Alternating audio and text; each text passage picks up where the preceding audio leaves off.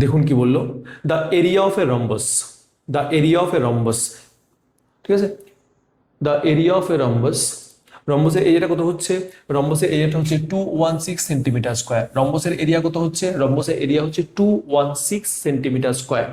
কত হচ্ছে 216 centimetre square, এটা হচ্ছে রম্বসের area. Area of the rhombus is 216 centimetre square and the length of its one diagonal is 24।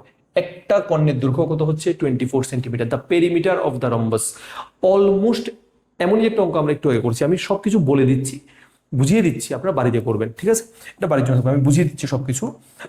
কি বললো দেখুন, the area of a rhombus, রম্বসের এরিয়া। তাহলে প্রথমবার আগে রম্বসটা বানিয়ে নিন। রম্বসের চারটা বাহুর দৈর্ঘ্য কিন্তু কি হবে, সেম না ডিফারেন্ট বলবেন আপনারা, সেম হবে না ডিফারেন্ট হবে, আমি আপনাদের উপর ছাড়লাম। এ বি সি ডি, এটা হচ্ছিল রম্বস। রম্বসের এরিয়া, ক্ষেত্রফল, রম্বসের এরিয়া বা ক্ষেত্রফলটা হচ্ছে 216 সেন্টিমিটার স্কোয়ার। রম্বসের এরিয়া বা ক্ষেত্রফলটা কত হচ্ছে 216 centimetre square and the length of its one diagonal, মানে রম্বসের একটা কর্ণের দৈর্ঘ্য, লেন্থ, লেন্থ মানে হচ্ছে দৈর্ঘ্য, অফ ইটস ওয়ান ডায়াগোনাল, একটা কোণের দৈর্ঘ্য কত হচ্ছে 24 সেন্টিমিটার। তাহলে আমি রম্বসের একটা কর্ণকে লিখছি D1 দিয়ে, যেটা লেন্থ হচ্ছে 24 সেন্টিমিটার। আরেকটা কোণের দৈর্ঘ্য কত আমি জানি না, আমি বের করব, ঠিক আছে, আরেকটা কোণের দৈর্ঘ্য আমি বের করব, আরেকটা কোণকে আমি ধরে নিচ্ছি D2। তাহলে ক্ষেত্রফলের একটা ফর্মুলা হয়, কি বলুন তো ক্ষেত্রফলের ফর্মুলাটা চটপট কি হয়, ক্ষেত্রফলের ফর্মুলাটা, ক্ষেত্রফলের ফর্মুলা হয়, বলুন ক্ষেত্রফলের ফর্মুলা কি হবে, ক্ষেত্রফলের ফর্মুলা হবে A is equal to half into কর্ণদ্বয়ের গুণফল। এ মানে হচ্ছে ক্ষেত্রফল area, area equal to half into কর্ণদ্বয়ের গুণফল।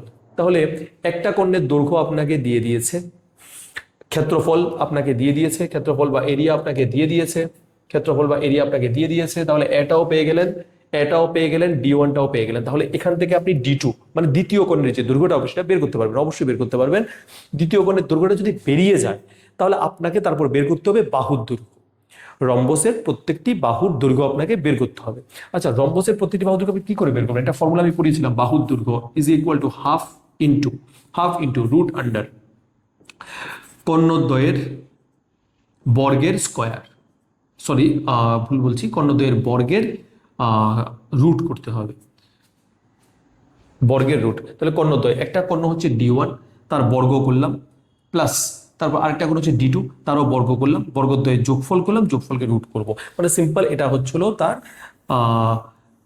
ক্ষেত্রফল, বাহুর দৈর্ঘ্য বের করার ফর্মুলা। তাহলে বাহুর দৈর্ঘ্য বের করার formula L equal to half into root under D1 square plus D2 square, যেখানে আপনি D1 D2 দুটোই পেয়ে যাবেন এখান থেকে। তাহলে ভ্যালুগুলো পুট করবেন, আপনার লেন্থ আসবে, ঠিক আছে, কি আসবে, লেন্থ আসবে, মানে প্রত্যেকটা বাহুর দৈর্ঘ্য বেরোবে। তাহলে প্রত্যেকটা বাহুর দৈর্ঘ্য যদি আপনি পেয়ে যান, তাহলে কয়টা বাহু আছে দেখুন তো, চারটা বাহু আছে। তাহলে 4 ইন্টু L করে দিলে আপনার কাছে কি চলে আসবে, পরিসীমা চলে আসবে, ঠিক না, পরিসীমা, পেরিমিটার মানে হচ্ছিল পরিসীমা, পরিসীমা আপনাকে বের করতে হবে। তাহলে সিম্পল এই কোশ্চেনটা আপনি করতে পারবেন। এটা করে কোন অপশনটা কারেক্ট অপশন হবে এটা আমাদের জানাবেন, ঠিক আছে।